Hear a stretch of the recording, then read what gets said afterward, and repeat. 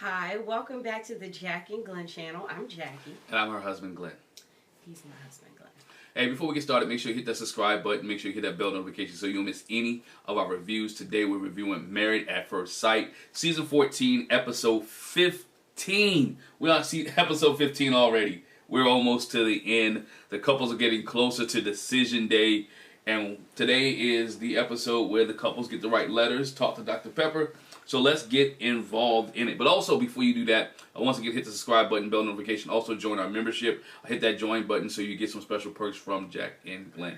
So let's get started. First of all, I want to address the fact that you said 15 already. Like, this hasn't been a long time coming. But some of this stuff has really dragged out. And mind you, in between, we had 1 week when there wasn't even an episode. It was Kevin Frazier talking to folks. I'm like... Yeah, I mean, there's a debate out there. They should trim this season down, but I like everything except for the weddings. I'm sorry. They dragged the weddings out. Mm-hmm. It took us 6 episodes, I believe 5 or 6 episodes, to even get to the honeymoons. So I think the dragging of the weddings out. But once we get into the meat of it, after the honeymoon's on, I think the episodes go pretty well. And I like this. I like where they're at. But this is just the beginning part. Mm-hmm. That drags on. So I think we can do without the beginning part. Yeah. Especially after you give us a... What's that called? The pre-show, where you get to introduce everybody and all the backdrops and backgrounds. But we'll do a whole different video on that. I will digress. But let's get to these couples. All right.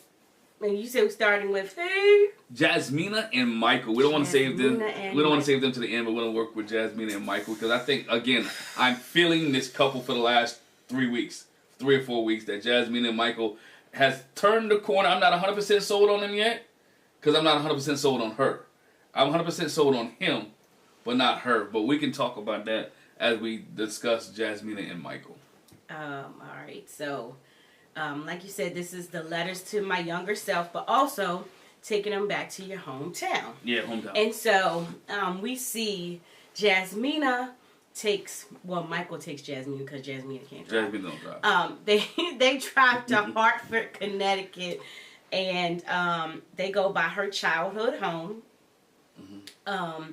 Which was emotional for her. She was like, okay, so this was like the last place she lived with her father, before he left or whatever. We found out that she had more than one stepmother. She had her mother. Mm-hmm. Then she had another stepmother. And then she has a stepmother that she calls mother now that adopted her when her dad went back to Jamaica. We learned that Jasmina was bullied. She had, self-esteem issues. She got picked on. Her home life wasn't the best. She did have fond memories in the house, though. They had a green bathtub. And she said, like, we all have pictures of us in the bathtub with our dad washing our hair. She remembered getting spankings or getting... her butt whipped, a lot of them. Her butt whooped in the house. And then she went past her old school, and she talked about her teacher, Mrs. Pataski. Yeah, but don't get it wrong. Please don't get it wrong. Mrs. Pataski. It's Miss Pataski. Not Pataki. Mrs. Pataski, and how Mrs. Pataski gave her hope and let her know that, even though her home life wasn't all that good, that she can make it through, and come to find out she was an inspiration for her becoming a teacher. Yeah. And so a lot of her letter to her younger self was encouraging her that it may feel like you didn't have anybody, but then Miss Pataski's there and she's going to help you and get you to a place where you can work with children, become a teacher yourself, so you can do for those kids exactly what she did for you. I think they should have had this episode months ago. Because this is the most vulnerable we've seen Jasmina. Mm-hmm. I think Michael and Jasmina needed this early on in their relationship because if you watch the after party like we do, even some other things, he said he actually learned things about her here that he didn't know. That she opened up, and I know she's talking about it took her time to open up with him because she had to trust him, but she's the same person that says that she'll trust you until you give her a reason not to trust you. So I don't see why she couldn't trust Michael at the beginning. She's also the same person that was like, I want to see more vulnerability, see more from him, but yet you never opened up. But you never opened up. He opened up from day one, talking about his brothers and his family members, and talked about what was going on in his family. And my thing with her is, it's good that she's opened up, and I'm good that she trusts him. And and that she's willing to get there. But I always, in my back of my mind, is it too little too late? Is it too little too late? It's just, they're good friends, and we saw something I pointed out to you. After all that, Michael immediately went and embraced her. You know, he went and gave her a hug because that's what she needed. And I'm like, I went back to the episode when he talked about his brother, like, she couldn't do that. And she talked about being rough and having her emotions in check and not showing emotions and showing feelings. But sometimes that's a rough place to be at. When you can't express your feelings to someone in need. And Michael was able to do that for her and make her feel comfortable. He talked about how he was holding back tears, reading her letter. And I'm glad she participated in the exercise and really dug deep. She just didn't give a surface answer or surface level. Because sometimes when in the midst of the show, you see her just giving surface. Even when Dr. Pepper came and visit, we saw her give surface. But with the letter, she was actually open and vulnerable with the letter, which I thought was great, and will help build her and Michael's relationship even closer. I know help build him closer to her. Yeah. So we saw Michael take Jasmina to his childhood home. And on the way, I want to point out they had a conversation about the medium and how when the medium said something about 2 other people being there with his brother, he explained that his brother had some friends with him, you know, when the car got shot up or whatever. And he was like, when the medium said that, he was like, oh, wow. Yeah. Like, because I had said that, like, that's not something anybody would know or pick up on. Right. He knew that she wasn't playing or the production didn't feed her anything or anything like that. He knew this was legit because no one knew about the 2 other people except for those, you know, in detail. Nobody else would know. Right. So like I said, they went to his childhood home, and you know, he got reminisced about his mom, and then he took Jasmina to a park that him and his brother used to go to. He said they would go there faithfully 7 o'clock in the morning to work out, and she asked, you know, did your mom ever come with y'all? And he was like, no. We talked to her about it. She said one day she was, but she never was able to. And in his letter to his younger self, basically it was talking about, you know, appreciate your mother, you know, hold on to her a little longer when she asks you to go to church, say yes, you know, cherish every moment that you have with her because it won't last as long as you think it will. And I mean, his letter to himself was pretty emotional too. But yeah, I want to say that's deep because when you hindsight's 20/20, and we've all, he said hindsight too. Right, we all lost someone that we love. You know, we've all, and everybody handle grief differently. But you know, when you open letters or you talk to people, you want to be able to spend more time with that person, to be able to connect with them, be able to say yes to the things that they have asked you to do, or you know, we always think we got tomorrow, and we know tomorrow's not promised. And that's what I got from Michael. Like, dang, I wish I could have one more moment with Mom. You know, one more moment. If it meant getting up and going to church with her meant that she will be here longer, I would do that. If it meant that, you know, my brother, we could spend more time in the park or she come see us, I would do that. And so it just putting the mindset from doing here and watching this, that don't take for granted the time that you have with someone that you love. And that's what, you know, and that's what he was saying. Like, even with Jasmina, that's why I like how their relationship is growing. They're making the best out of what they have right now and they're progressing. Even if they both say no, I think they still could be friends after this. And I think that's what they're taking away from it right now. As they grow into love. The only thing along with that is, mind you, when the episode started, it was like 10 days to decision day. Like, yeah, they are coming down to the wire, and I'm like, they're making moves that's like, gosh, if y'all had just done this earlier, if she hadn't got so caught up on your tone, because she basically was like, that first month was kind of like a waste, but it was actually a learning experience. But it didn't have to be that, because she was so focused on the way he his talked. tone, and you don't talk right to me, and then you're angry and not communicating well. Like, and I feel like if it was a waste, she made it a waste. And you know, watching it also made you think, this letter per se to your younger self is kind of like journaling. And remember, that was on the table for them to do earlier in the season, to do journaling, and she chose not to do it. If she had done it, look how much further they could have been along if she had just chose to do the exercise of journaling, because that's what she did here with writing a letter. So you know, it's some things that when you, again, hindsight, you go back and look at, she messed up on some stuff. And they messed up on some things where it could have helped them. It's 7 days. I think the last time we saw it was like 7 days. It's like a week before decision day. They really have to And they haven't had, we'll get to that with Dr. Pepper, because they haven't had any romance. Yeah, but the one thing is, they said they both, when they talked to Dr. Pepper, you know, we had a good run. We had a lot of good moments. We haven't had any conflicts lately. Like, they're on the same page, finally on the same page. Yeah. And, you know, they've been putting in their work. And Dr. Pepper was like, I could tell you've been putting in your work. You know, I see the more smile, like a more connection between the two of y'all. Dr. Pepper said Jasmina even seems softer now. Yeah.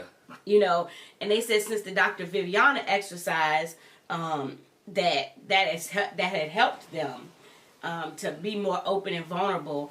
But still, the whole thing is, don't have the feels. She doesn't feel. I don't have the feels. She doesn't have the feel, the butterflies, the sparks, and the to kiss him and to hug, to embrace. I mean, he hugged her, but to kiss him all the time. She even asked, "Y'all hold hands?" You're like, occasionally. Every blue moon. We seen them hold hands last week. We see them hold hands at the table. I think it's becoming more comfortable, but she doesn't kiss him. But again, Pastor Cal said that a couple weeks ago. He should have never told her to stop. And now, once you stop momentum, it's hard to gain that momentum back. And he stopped it, and now it's hard for him to gain it back. Mm-hmm. And she hasn't got back into the groove of wanting to kiss him, but she does embrace him. And so it's difficult for her to get there. Mm. Dr. Pepper asked him about, you know, what things do you feel like you could unlearn from your past? And for him, he was like, you know, I need to unlearn handling stuff and problems on my own. So that's why I felt like when I was going through that I need to deal with it. And if I'm going to be in a relationship with somebody, then I need to let them into my world and help me through it. And I don't have to go through it alone because you have somebody there with you. Yeah. He said a lot of it was because he didn't want to be a bother to people, so he kept it to himself. But he has to realize that I need to share, and I need to, you know, I need to share with my partner. For her, the thing that she needs to unlearn is kind of like the same thing, but hers is for being independent, you know, which I think is so funny. She was like, you know, my dad basically taught me not to depend on man for anything, and then, good thing, because he left me high and dry. He went back to Jamaica. I wanted to stay here. So I was like, how ironic is that he taught you to be independent, to depend on yourself, don't depend on no man, do it for yourself. And she was like, so that's the thing that she needs to unlearn. You were about to say something? No, I'm saying I'm glad he taught her how to be independent, but sometimes being too independent, in her case, I'm not saying in every case, in her case is becoming a detriment because she doesn't trust. I mean, you can be independent but still have trust. And she doesn't trust Michael to be able to be there because so many men in her life have ran out. Right on her, because you think about it, she doesn't. In my opinion, I don't. She thinks she's want to give herself away or give herself fully to Michael, because she don't know if he's gonna stay or not. Mm-hmm. And I think if they both say yes on decision day, and she can have confidence that Michael's not going anywhere, then you'll see a different Jasmina, or the Jasmina that we're starting to see now. You'll see more of, because she'll have more confidence knowing, you know what, he's not leaving me. Mm-hmm. Dr. Pepper asked, you know, are there some questions that you need answers to, you know, regarding decision day and thereafter? And their thing was, okay, so we had a question about kids, like, I want to have kids in a couple years. She wants to have it in like 1.5 years. And what does that mean? Is that like 18 months you want to have a baby, or you want to be trying? They was like, we want to be trying. And so Dr. Pepper's like, hold on, wait. Yeah, are you trying now? Because you're talking about kids, but are you doing anything that would lead to having the kids? You know, they say there's still no physical. They're not kissing. Dr. Pepper's like, why not? And, you know, she's like, this is the happiest that I've been, but I'm just not there yet. Like, I don't have the urge to kiss him. Whew. I'm confused. I'm literally, y'all need to help me out here in this review. Please help me out. I'm confused. If you're doing all this, you're talking about kids not having sex. You're talking about sex, but not having sex. And I'm sure she has had sex with somebody other than her husband. Maybe she's changing. I don't know if it's a religious belief or not. Shay says a religious belief. I don't have sex with you till we get more comfortable. But she's not giving him anything. And she's basing this off of a feeling. Because she said she's a sexual person. He said he's a sexual person. But she's basing... But not just sex. He says, I'm affectionate. And I find myself holding back. He said this on the after party. Yeah. I'm holding back the affection that I want to express because she's not there yet. And it's like, But see, that's if the I mistake. keep doing that, if he gives her the affection, maybe she'll get there. So I've always said this: don't hold it back. And he was talking about on the after party that he doesn't want her to say stop or no. Bruh, you don't know unless you try. Give her the affection and let her say no. It's okay, good. And then you guys can have a discussion about why did you say no? Why won't you let me embrace you? Why won't you let me kiss you? Why won't you let me rub your back, your butt, your legs? Whatever case may be, however you want to show the affection may be the very thing that breaks the wall down. But he's not doing it because he's scared. but that's the same thing she said. She was like, I don't have the urge to kiss him, but it might take kissing him to see if I have the urge to kiss him, to see. I'm like, just do something. But Dr. Pepper said that too. Do something. Hold hands. It's cuddle. 7 days. And I've said this on the panel. I'm going to say this on this review. 7 days, bruh. It's like Kenny Rogers. Know when to hold him, know when to fold him, know when to walk away. Guess what? I am throwing all my chips in, and I'm going to bet on me for 7 days. I'll be the most romantic, most affectionate person there is for these next 6 days, because they go away that night before decision day to clear their mind up. But for the next 6 days, she will get all of me. Dr. Pepper's like, y'all playing a family, but you ain't even doing no touching. And Michael says, I want my wife to be my best friend, but I don't want her to just be my best friend. I want to need some romance there. Do friends? Something. Why can't we be friends? No. Okay. Yeah, more than friends. No. So. They're in a predicament because, it is looking real friendly. Yeah. It's looking real friendly. Looking real friendly for them. I can't see them saying yes to just being friendly. Like, why would I be married to somebody I'm just He's in the friend zone. friends with? He's in the friend zone, and it's going to be trouble for Michael and Jasmina because he's friend zoned, and she can't get past that. Basically, I wish she would stop saying I don't have any feelings. Just say I'm not attracted to him like that, because that's what it is. That's what y'all said. Because if you're attracted to somebody like that, you'll want to kiss them. You'll want so... But I don't know. But she says she likes him. I don't know. That's why y'all call him hands ugly. He is hams ugly. Hey, she might think she hams ugly as well. Hams ugly. Handsome ugly. Yes. Hams ugly. Well, let's move on. Let's move on to one of my favorite couples, Noe and Steve. Let's talk about Noe and Steve. Steve visits his childhood home, which is still there. You go into Steve's room, and you can see Steve has books. Now, let me explain it. When we say, so Steve's childhood home is still his parents' house. So it's not just his childhood home. He was like, we grew up here. Yeah. My parents live here. Like, this is us. And his room still looks the same. No, it doesn't. He had all the stuff. It doesn't. No. He said in his bedroom, he and his two brothers shared the room. His sister, who was just the only female, she had her own room. And so, no, it doesn't look the same. Because I was like, it's made for the grandkids now. So their room has turned to the grandkids. So that's why you see a lot of Dr. Seuss books and all the books on the shelf and stuff. It's toys in there. Because I was like, this is a boy's room, and then when he explained, I was like, "Oh, that makes sense." So it's more like a playroom for the grandkids. Thanks for the correction. Yeah, but he talks about how, again, so many memories in this house, and my parents still live here, and it was epic parties that happened in this basement. How they had a front and a back driveway, and they got stored, memories of them sneaking out the house, putting the car in neutral till it got out in the driveway, starting the car, so the parents wouldn't hear. And mom was like, "We still knew y'all left." Steve shares with Noe in his yearbook from high school, the superlatives. He got best dancer. She was like, "What? Really? Okay, well that makes sense though." We saw that. We saw Steve's dance moves later. Oh yeah, they had a good time at the dance. Lesson or whatever.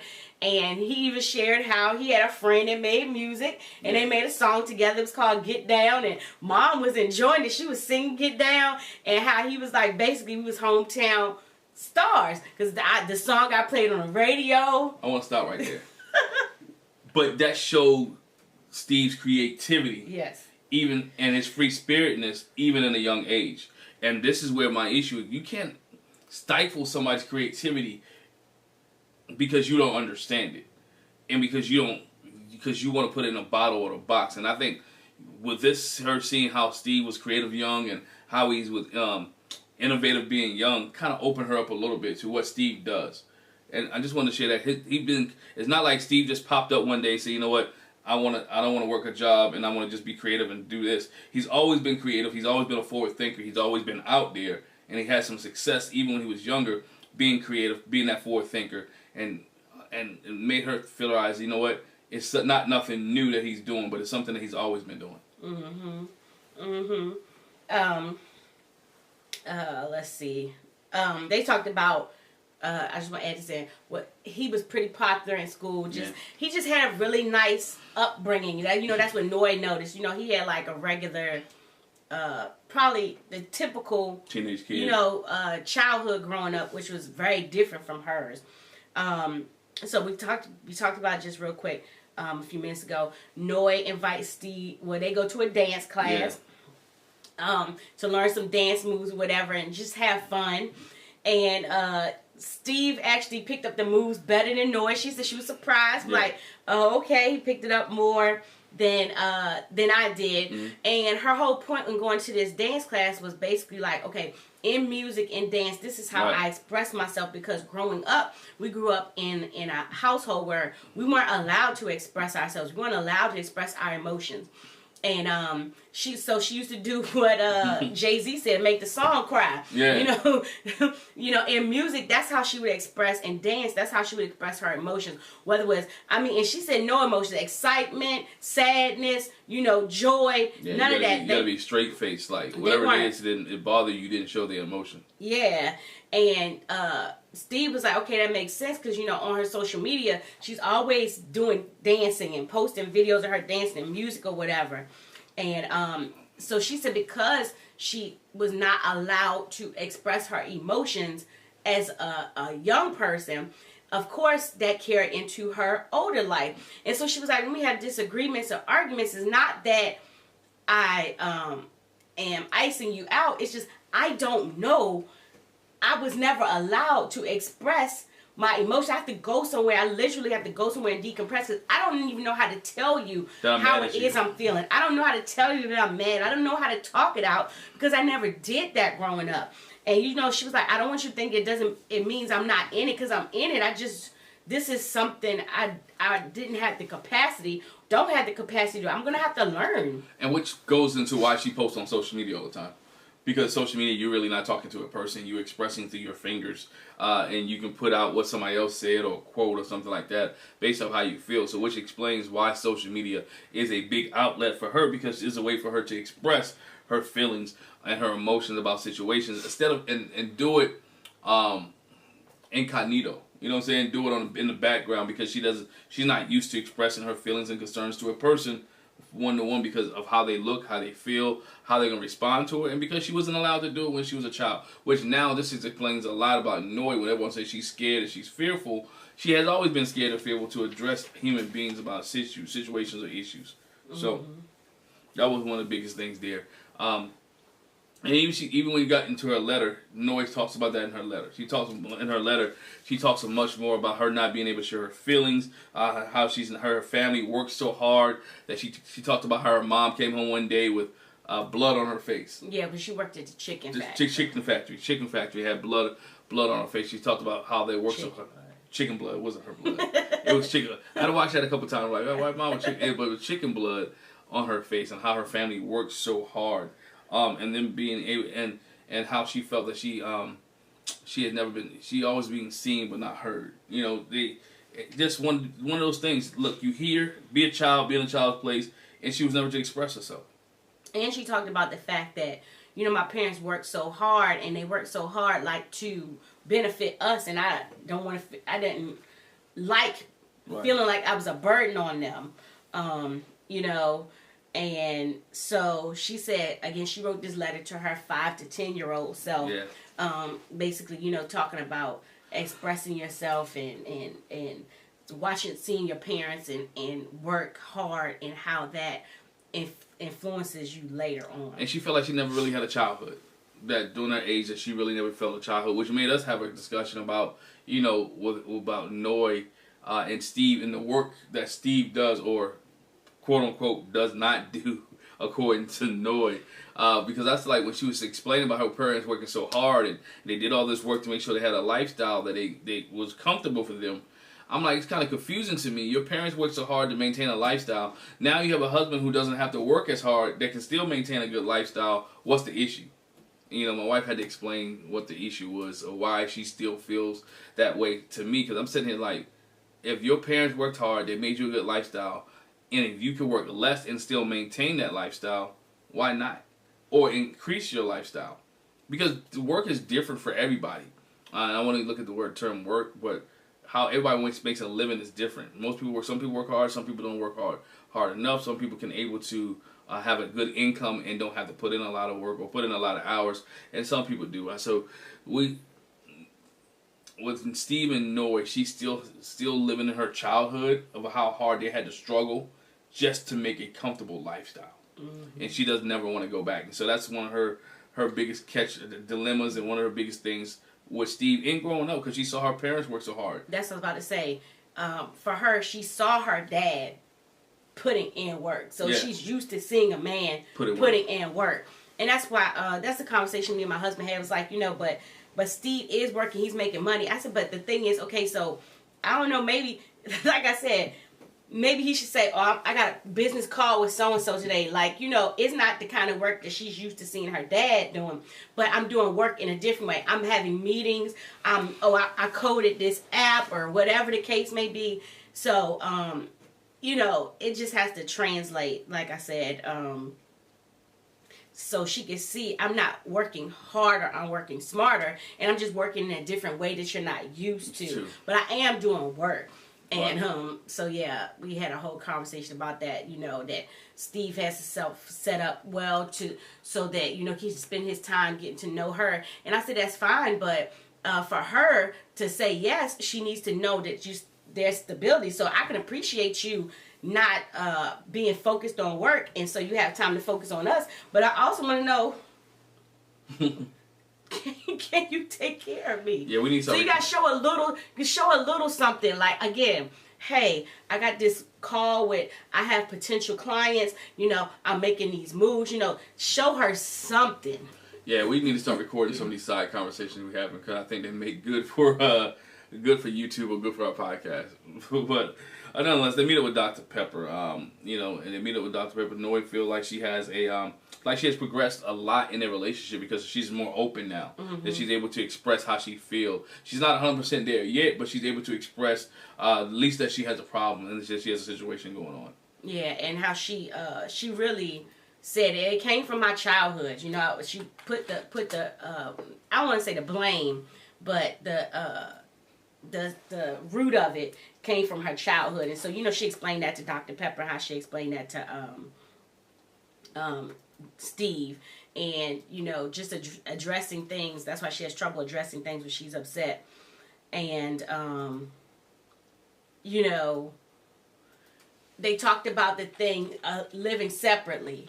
Mm-hmm. And it's still having your independence or whatever. And Dr. Pepper said, well, I want to preface this by saying me and my spouse now, we live separately, but here's the difference. You're talking about building a marriage. Mm-hmm. And you're talking about having kids. And so how does that work when you don't live in the same place, but you want to raise kids together? Because Dr. Pepper also said, I've been with my husband now for 16 years. And so we live separately. But before that, I was with I had another marriage. I was married for 23 years. And she said, we raised kids together. So we lived together, but kids were in the mix. Yeah, Dr. Pepper's old. What happened to the first spouse? I'd like to know what happened to the 23-year marriage. I'm sorry, y'all. I'm just me. If I'm spending 23 years of my life with someone, maybe he passed away. Oh yeah, maybe I'm gonna leave it alone till I find out why. Sorry. Yeah, maybe he passed away. Thank you. I'm gonna leave it alone till I find out why. Just leave it like that. But again, if you want to raise kids, I think raising kids together. When you're married, you should be raising your kids together. You should be living in a home together. I understand if you're separated or you're divorced or baby mama, baby daddy, but when you're in a home, when you're married, I think you and your wife should be together. You should be living kids. Marriage, to me, you shouldn't be living separately and be married. I'm sorry. To me, it defeats the whole purpose of being married. And I feel like Dr. Pepper left something out for why her and her spouse live separately. You know, I mean, she's doing a show. You know, he might be a business. He does travel a lot. You know, he may be an actor who lives on the West Coast. I don't know. Whatever. I feel like she should explain that, because Norman's like, see, yes, the perfect. That's how you have a perfect marriage. You don't live in the same place. So I want to be like, Dr. Pepper, please explain why you don't live with your husband. Which is stupid. But how did Noe get that being a perfect marriage? But your parents lived in the same place and raised you guys, and was married. So how did she get to that? That's how you raise a perfect marriage. That's not a perfect marriage to me. To me, that gives your spouse an opportunity to do things that have a separate life, or have a double life that you may not know about. Or not even a double life so much, but definitely a separate life. Not a double life like they're leading a whole different life. Stop, like it's secret to like, oh my gosh, I didn't know they were axe murderer. But a separate life, like you got a whole. If the two are becoming one, how are we becoming one? If you got we're running parallel. And so if that's what you, but again, goes back to here. This is why she's talking out of both sides of her mouth. If you want us to live separately, right? Why are you worried about my finances? Why are you worried about if I'm working? You living over here, I'm living over here. Why are you worried about what I'm doing at my 9 to 5? Because as long as I'm taking care over here, you should be fine. Am I right? Yes. Okay, I just want to make sure I wouldn't, I ain't ride the short bus, and I wouldn't. I better stop saying that. I need to stop being politically correct. Yeah. Make sure. Yeah. Just want to make sure I don't know why Noe wanted that.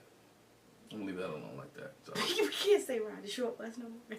I know, I can't, man. I'm going to say, it's my channel, man. I ain't ride the short bus. I wasn't slow. I ain't slow. You know what I'm saying? Again, if you want to live separately, why are you worried about his finances? Yeah, I don't know. I don't understand, because if you can take care of yours, if you're gonna take care of yours and he can take care of his, don't worry about how he take care of it. Take care of it. So that seems to be the only thing with them. Yeah. Is that, and then of course, she's gonna have to learn how to deal with conflict in an I don't even want to say an adult manner, because mature.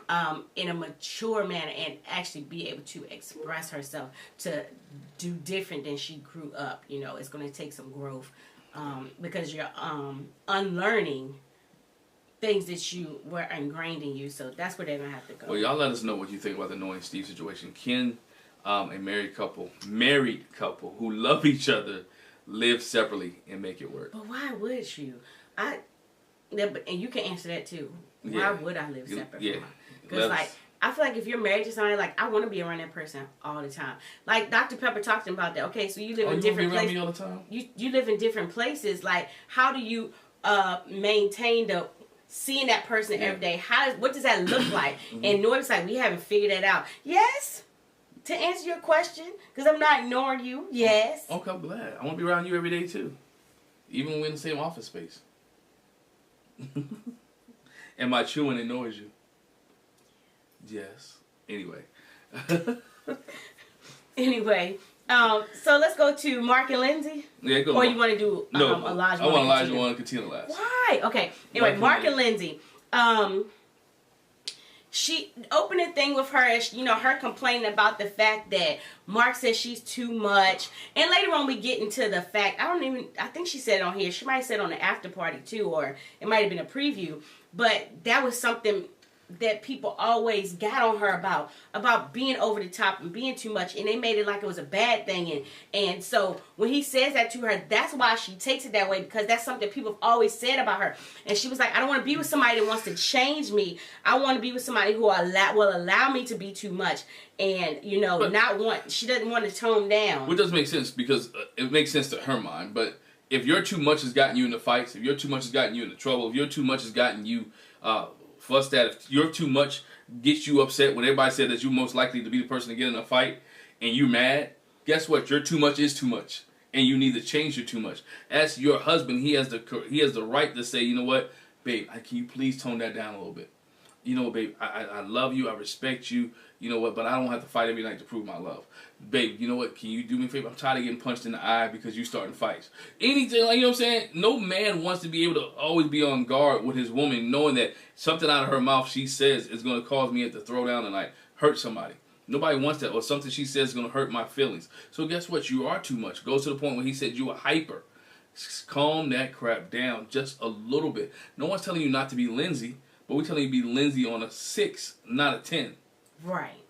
Right, because it's a time and a place for that. Again, with a lot of these couples, it's a maturity thing, because you just cannot live over the top all the time, because like you said, it rubs people the wrong way. It'll get you in trouble. It'll cause you issues and problems. So he's just asking you to tone it down. And then when they talk to Dr. Pepper, Mark's thing is because I like her being playful, but then it'd be too much playness. When I'm tired of it and I say stop, and she don't stop.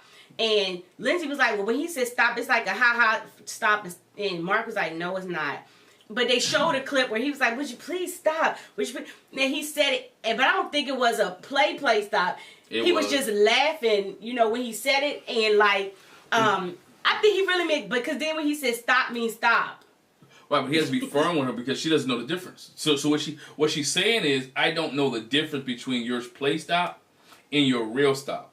And so he has to make a total differentiation between his play stop and his real stop. He may have to say Lindsay Ann, I don't know her middle name. I'm just saying Lindsay Ann, stop. Whatever case may be. And then she knows, hey, I need to stop playing. Have a code word. Matter of fact, where's his no? Don't bite me like that. Oh, where's his no button at? Hit the no button that her family gave you, and be like, hey, that's what that means. But that might be playful to her too, because it's a no button. But again, you make that arrangement beforehand. When I hit this, that means stop. Like, I don't feel it right now. And so again, it goes back to communication, know the rules of engagement, and I think with them, they need rules of engagement. They need to have that conversation. When I say this, it means this. When I say that, it means that. And guess what? You're too much. But when he's been firm with her about... This is the predicament that Mark has. So he wants to be firm with her and let her know, I really mean stop. But then when he's been firm with her, like, it's going somewhere else. So it's like he's trying to find... to find a happy medium. It's like, but I don't want you waking me up, poking me all the time and kissing all on me. And one kiss is fine, but, gosh... 50,000 is too much. But do it in the presence of Dr. Pepper, Pastor Cal, Dr. Viviana. If that's what if you don't feel in that safe space that you can address it one-on-one, when you meet with the experts, when you meet with Pastor Cal, when you meet with Dr. Pepper, when you're around your group setting, then you bring it up like, this is what. And so now, if she attack you, at least you heard it, but you also but you have safety in numbers. You know what I'm saying? You have safety in numbers at that point. And of course, Lindsay did what Lindsay does while she's sitting there talking to Dr. Pepper. It's like, I'll put my walls up. That's it. I'm done. Dr. Pepper said to her again, stop talking in finals. Because when you talk in finals like that, it makes him feel like, well, what's the point then? Is she in or is she out? Like, I'm trying to decide. You said you're out. You keep saying you're out. So what is it? What is it? And she was like, I don't feel like... I don't feel that he cares for me, or that he's taking care of me and whatever. And Mark was like, Dr. Pepper said, ask him. She was like, I don't know if I want to hear the answer. I don't want to ask. And Dr. Pepper was like, no, ask him. Dr. Pepper was like, do you? He was like, no, I do care for her. Yeah. If I didn't, I wouldn't be here. And Dr. Pepper was like, and I believe that's the truth. Yeah, if he didn't care, I believe that's the truth. You can see that he cares for her. But he struggles with, do I want to be in this relationship that goes like this for the next 20 years? You know what I'm saying? With all the extra. With all the extra. He cares for it, but he doesn't want to see if it goes up and down. So. And, she threw that in there. I feel like, you intentionally try to hurt me and make me feel bad or look bad or whatever. He was like, I don't do that. I just need you to know, that I feel a way. I'm not intentionally trying to hurt you at all. I just... need to be able to express myself and let you know you're doing too much for me. So yeah. The next thing we see with them, I don't even know if that conversation with Dr. Pepper helped much. But, it didn't. The next thing we see with them is Mark's cat has a health challenge. And man, that thing broke him up. I'm gonna tell you, it broke him down. We had a conversation about this too. I was like, it just disturbed me. I'm not a pet owner currently. Let me preface this. I'm not a pet owner currently. But I have been. And I've known people that had animals to be in this predicament where he is. So the cat's got a problem with the eye. Then Mark sees some other lesions on the cat. He takes him to the vet ASAP to see what's going on. They did x-rays, saw something in the cat's lungs, cat lung cancer, and said it's going to spread. And the veterinarian says, if it was my cat, let me tell you what I would do. I'd put him down. That's the part that I was like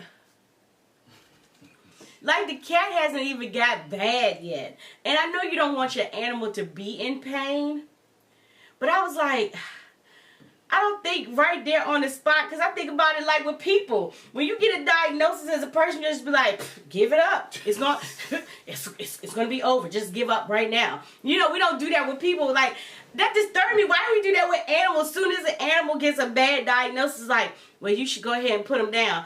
No, I'm gonna let JC walk. I'm just gonna find JC in a corner one day. You gonna let him suffer? Not suffer, but I'm just like, he might could go a long time without really having an issue. A couple of months, and you cutting his little extra 6 months off. I'm just like, oh. But again, you got to look at Mark's situation. Mark doesn't have the money to take care of what's going to cost him to take care. I'm going to assume Mark does have the money to take care. You do hospice. Look, don't she work at hospice? You do animal hospice. Is there animal hospice care? I mean, no, I ain't trying to be joking. I think that is something they can give animals to make them feel comfortable, like, feline morphine or something. And they're animal insurance, so you can put insurance on your dog or But your that's cat. what I'm saying. I would just be like, I'm going to make him feel comfortable until it's time to go. I'm going to let him enjoy, because Mark said he's had the cat since 2007. The cat's been with him through everything. When his dad passed, his cat was there to comfort him. JC means a lot to him. He got all emotional. And so that's why I was like, I don't think in that day, when I get the diagnosis, that I would be like, you know what? Yeah, put him down. Give me a week or two, Doc. I get that. I'm not going to make a decision right there. At the doctor's I was so hurt at that. I was like, oh my gosh. Yeah. That happened to my nephew dog. You know what I'm saying? But it's just like, but it goes back to what Lindsay said. Dude, life is really falling apart. Since he's been on this show, and I don't want to agree with her, but she's telling the truth. Mark has been through more issues and problems than anybody in Married at First Sight history on this show. This dude has been through a lot. But the one thing I will say, but he still's got a smile on his face. It would be like Groundhog Day. He would have still had those same issues, whether he was on Married at First Sight or not. Yeah. So, I mean, it just is what it is. Life happens. Life happens. But life happens as you get a new wife, that y'all having issues, that you're having problems, and now it just compounded. To me, I know he's sitting in his mind thinking, what else is next? Right? Daddy, mom, grandmom, marriage ain't doing what I needed to do, job, my home environment, my stuff being thrown in trash bags, hazmat suits, wife acting crazy. Now my best friend, the dog, JC, that I'm loving. Cat, sorry. I'm not a cat. I'm not a cat person. Sorry. So cat, my best friend, the cat that I'm rubbing on more than I'm rubbing on my wife, is about to die. And he already has one eye. He got lesions, and now I got to find out he got cancer. So I got a one eye lesion cat with cancer. Yeah, they didn't call it cancer, but it obviously is, because I don't know anything else that spreads. That's walking around the house. And we're in a pandemic. Dog, bruh's like, you know what? I'm going to cut my losses. I'm going to go ahead and get the cat gone. Ugh. So. Anyway. But she was a great comfort to him then. That's what she does. She comforts. That's all she does. She comforts. She doesn't do it. She can comfort. And then she tell everybody else she comfort. Then she get a t-shirt made, I comfort Mark today. Oh, I comfort Mark yesterday. I comfort Mark about his apartment. I comfort Mark about his cat. I comfort Mark about his mom. So she's a comforter, but she tell everybody she comforts you. Yeah. Do you really want to comfort? So the next thing we see with Lindsay is she takes Mark to the woods. Yeah. Mark and Lindsay walk through the woods, and Mark is like, what is this? I don't want to be in the woods. Oh, hold on. I'm sorry. Speaking of, because you made me think about this, it was something different that he did. That's the one thing that Dr. Pepper talked to him about. She was like, he hasn't stepped out of his comfort zone. He hasn't tried nothing new. And they show all these. She was like, Dr. Pepper was like, didn't he try sushi? And he did the sushi. The strangest one to me was him putting salsa on the taco. And he was like, what is this? I'm like, oh my God, you don't know what salsa is? No. So Dr. Pepper's like, he's trying new stuff. He's opening up in that area. Yeah. What are you talking about? Like, Lindsay was just giving excuses, just making stuff. But what Dr. Pepper should have said to Lindsay is, what have you done? What have you done?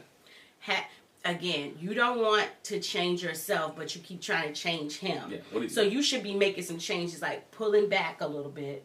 And not, when I pull back, I pull way back. Not like that. But let me tone down the natural Lindsay a little bit. Because I promise you, when you first started your job, you did not let the full Lindsay out. Heck no. She wouldn't have been there a week. So you could do that in this marriage. Don't let the full Lindsay out and let me later on be like, wow, you was a wild girl. But anyway, so she takes him to the woods, which is something he doesn't normally do. I'm not a woods person. Yeah. You know, she was like, let's duck under this tree. I used to do that it's a path. I find a path. And he was like, Mark had his white Converse on. He didn't want to mess those up. Lindsay, no, she came prepared. She had her boots and stuff on, so she was willing. And Mark had his, I'm not trying to joke on the shoes. I like Converse. But no. I'm talking about how you said he had his white shoes on. That's where you do not wear no white shoes out in the dirt and the grass. He had his white Converse on, his white sweater, and they crossing creeks and lakes. Dog, them Converse are done. You know what I'm saying? No, he wasn't prepared for that. She should at least give him a heads up. And so you traveling through the wet woods and all that and little trails. I think made me think about one Alice in Wonderland. He's like, I'm not going in that little hole. She's like, well, you come out on a big clearance on the other side. He's like, yeah, I'm not doing that. But he ended up doing it anyway. They ended up having a good time. Lindsay was able to share with Mark her letter, which I really didn't understand. It was more about how she felt, how she grew up as a kid, how her how her mom, how her dad worked all the time. Her mom was a stay-at-home mom, and mom really became resentful that dad was going on. It's like a conversation we was having. Her mom became resentful because she was at home all the time, and dad was kind of living his best life. But dad felt like he was doing what he needed to do as a husband, which would provide for his family. He didn't have that balance that we talk about all the time, where he could be there, take care of family, make wife feel good, make kids feel good, and still bring in income. So she felt like she was kind of abandoned. She would go to the neighbor's house and run away. Actually run away, but the neighbors would all call, hey, Lindsay over here. Know why they called and said Lindsay was over here? Because she was being a tent. She was being a tent at their house, and she had to go back home. She was being Kimmy Gibbler. Yeah. At somebody else's house. But she talked about running away and how, you know, she will go back home and things of that nature. So she talked about the issues that she had in her life, in her letter, and what she would do differently, and just be a better person. So. Yeah. And so then Mark took Lindsay to where he grew up, and talks about his father, and his father passing was a big thing for him. He talked about all the memories in the house they had with his aunts taking pictures. I talked about how the house they had, of course, someone else lives in the house now. Talked about how things had changed and how things were different. The driveway was different where his basketball goes at. How they used to put candles in the window. The door looked different. Mark just talked about how his mom would sit there and watch his dad do things, and she would correct him. That was big to me. I was like, oh, dang, that's Lindsay. Because she'll sit and watch you do things and then correct you and wouldn't give him a word edgewise. So he talked about those memories he had in the home. And then he said something that Lindsay was like, nope. She's like, man, Mark would like to buy this home back and live here. And she's like, no, can't do it. We can't. And at the first I thought she was mean when she said it, but I'm like, she's kind of right. We can't live back in this home where you had all your memories. Mm-hmm. This is not my home. Mm-hmm. And we're going to do something. We're going to do something together, not in your old home where you had all these memories, because I can't recreate these memories for you. Right. I can't make you feel what you felt when you was a child all over again. We have to be able to do something new and have our own memories. Yeah. So, and that's a whole different discussion. Living in a house with somebody who already has a house when y'all get married. Should do a show on that. But and we've touched on that before. We touched on that, but bring some couples in and how it works for them, and well, that's a whole different. Go ahead. Mm-hmm. So last but not least, we got Olajuwon and Katina, and we see it open with them. Olajuwon takes her back to where he grew up, and it's the PJs. If you don't know the PJs, it's the project. He said I grew up in these brick buildings, in these streets, and in these streets, and my brother when he lived in a house, his bedroom was an attic, and mine had all these windows. It really wasn't even a bedroom. Right. You know, we struggled. My mom, you know, being a single mother, and you know, he said I grew up tough in these streets. I had to be tough. It made me tough. That's why I'm tough on you. And you know, I know it comes off as rough. It's just I take stuff so serious. And basically, I feel like what he was saying was, I came up out of this. You know, I survived it and I made it out. And it's because of my toughness. And so I've made a life for myself on the other side. And so... Yeah, and he said that on the after party, he's like one of the few people that he know that got out, that made it out without, you know, and I can read between the lines, without dying, going to jail, and not having kids, baby mamas, being addicted to drugs, all that. He's one of the few ones that made it out kind of unscathed. He went to college and he paid his home off. And we talked about this too. I think Elijah wants his wife to be just as tough as he is, because he talked about how they come from different lifestyles, and he wants Katina to be as focused as him and wants to be as tough as he is. And one thing I've learned in marriage, because I've done that, you got to talk to your spouse as a spouse, not somebody you're coaching. It has to be communicated properly. And we always say this, and I've always believed this in Elijah. He means well, he just doesn't communicate well his passion or his emotions and how he wants things to be perceived. There's some things he does still have some views that are outdated, but for the most part, he wants his wife to be successful. He wants his wife to have a good success. My only issue with him, and I say it again, is he talks about it as if they're separate. As if they're not together, they're married. And when him and Katina come together, there's nothing they can't do if they communicate and do it together. Just because he did it alone doesn't mean she has to do it alone. Right. And that's what he's looking at. Even when he got to the point, and I know I'm skipping to the end, when he talks about her doing college and doing this, I don't want her to be overwhelmed, bruh. But if she has you, she don't have to be overwhelmed, because you will carry the load of being overwhelmed. She may not have to clean up the house to take care of the home, because guess what? That's the load that you're going to pick up. You know, so. And while we're there, it's like, don't predict that it's going to be hard before she even gets into it. And that's what they talked about in the after party. And they talked, you know, with Dr. Pepper. Katina's like, but you don't know I'm going to have a struggle. I can finish school. I can have a career. I can have kids and be married. All of that can work. And I can finish early. Trust me, I know. She graduated before I did. I took 21 credits a semester to finish school early, so we can get married. And well, we was already married. To finish school so I can come and live with her. Come live in our home. So I was in a different state. But you can do it. It's manageable. It can be done. It can be done. If you're focused and you do and have a game plan and a goal. So we see Katina, she didn't take Elijah to where she grew up, but she took Elijah to a church. So we saw them walking in, and I was like, you know what? Why have we not seen this from Katina all the time? We haven't heard this talk at all. We've heard Elijah talk about how he prayed for Michael and Jasmina to get through it, and how he talked about prayer and the thing at the wedding, you know, with the little prayer, the family thing. And so I thought it was different, you know, for Katina to take him to this place. I was like, if this is such a big piece, and we probably just haven't seen it at all, but I was like, wow, you know, she was like, church played a significant role in my life. Went to church every Sunday, you know. Me, my mom, and my grandma, and one of my first best friends I met in church, her friend and her bridesmaid, Amani, and we're still friends now. She was like, I made a lot of bonds here. This built a very solid foundation for me, and so I wanted to bring you here because my prayer life, my relationship with God, this is a big thing to me. And I was like, this is what we want to raise our kids at. And he was like, do you mind? He was like, nah, I don't mind. He was kind of slow. You know, that her, you could see that his walk, or it's not where hers is at, but doesn't mean he can't get there. Doesn't mean he doesn't agree with it. But you can see that it wasn't where she was at, and she was really focused. And you can see the smile on her face and the enjoyment and excitement when she was talking about this part of her life, because there's a strong foundation for her. Especially when she said that during the Married at First Sight process, her mom got diagnosed with breast cancer. Yeah. So she was like, you know, as I'm going through this process, you know, I'm praying for my mom, and I'm believing that, you know, God's not going to take her out with this and that. You know, basically, God's going to heal my mom, and, you know, I pray for that all the time. And that's something Elijah said they had in common, because his mom had breast cancer.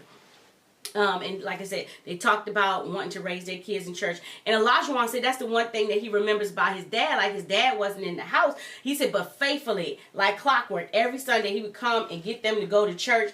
And then I laughed because he was like, we would go for one session, and then the dad would be like, well, let's go to another. And I was like, session? Does he mean service? He meant service. Like, session? It's a church service, not a church session. But he was going for the cheeseburgers because dad would give him cheeseburgers. Yeah, he said afterwards, they would get treated to cheeseburgers. It was like, let me get you cheeseburgers for sitting through these sessions. And Katina was like, well, kind of same thing. After we finished church, my grandma would take me, to get ice cream or whatever. So they had that in common too.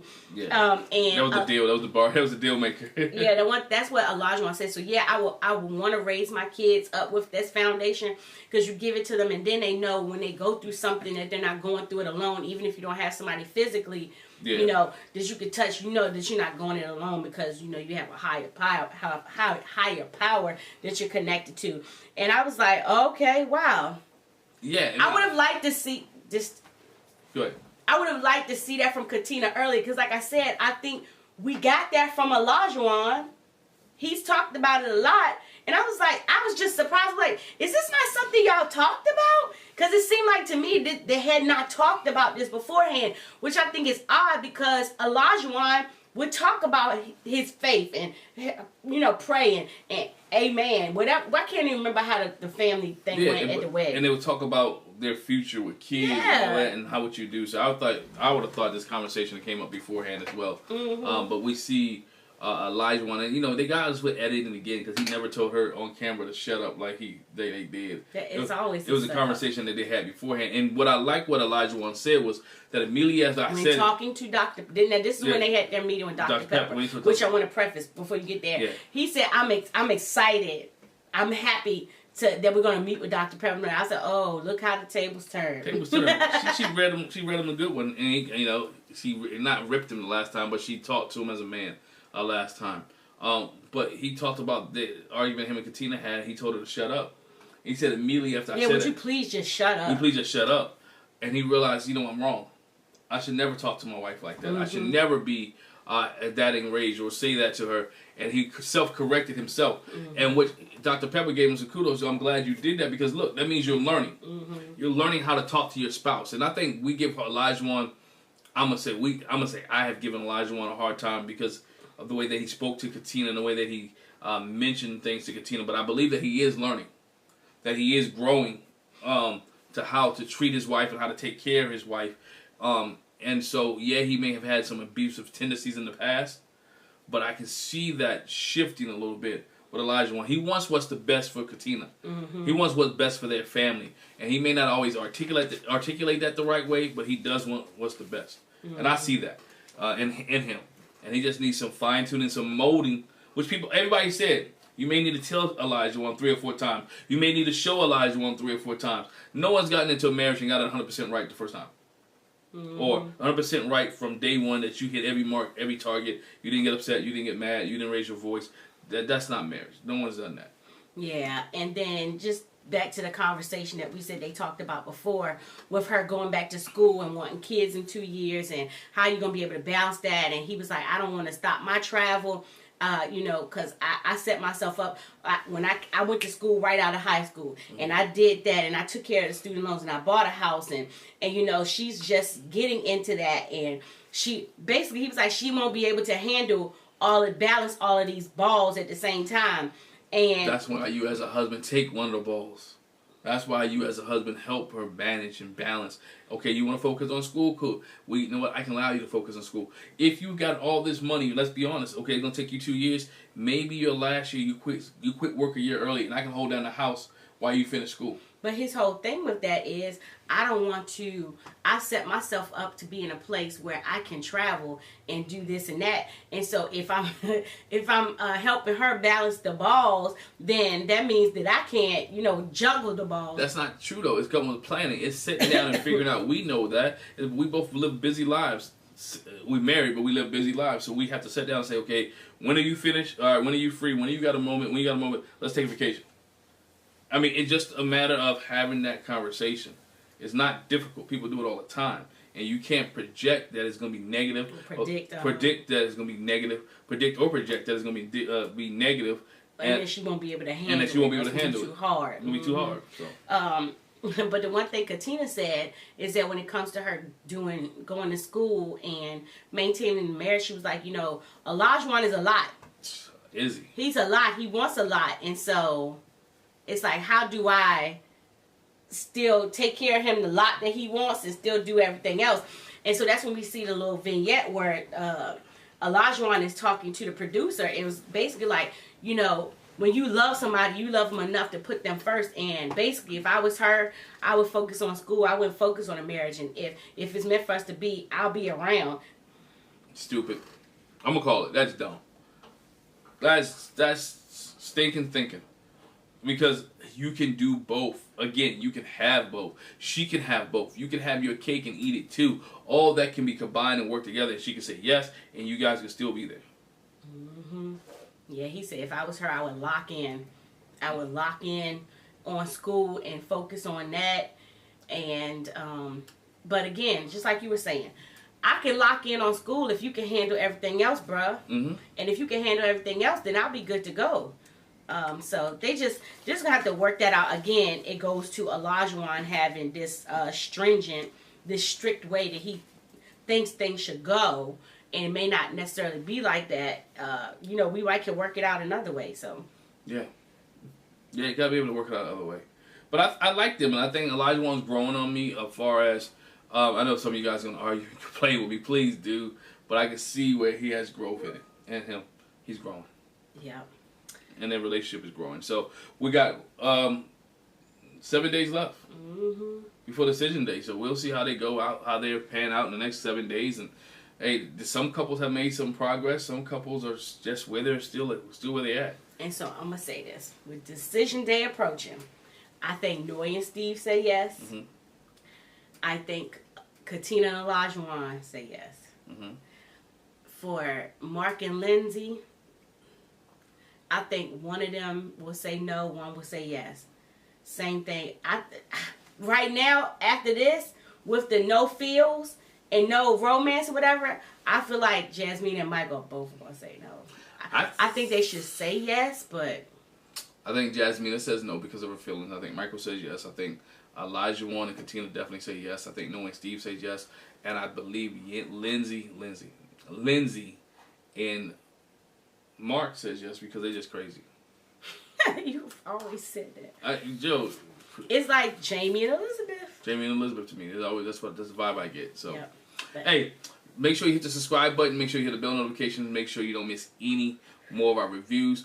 Make sure you check us out on Sunday with our All-Star panel as well. So, let us leave a comment in the comment section below what you thought about this episode of Married at First Sight. Also, make sure you join our membership. Thank you for watching us.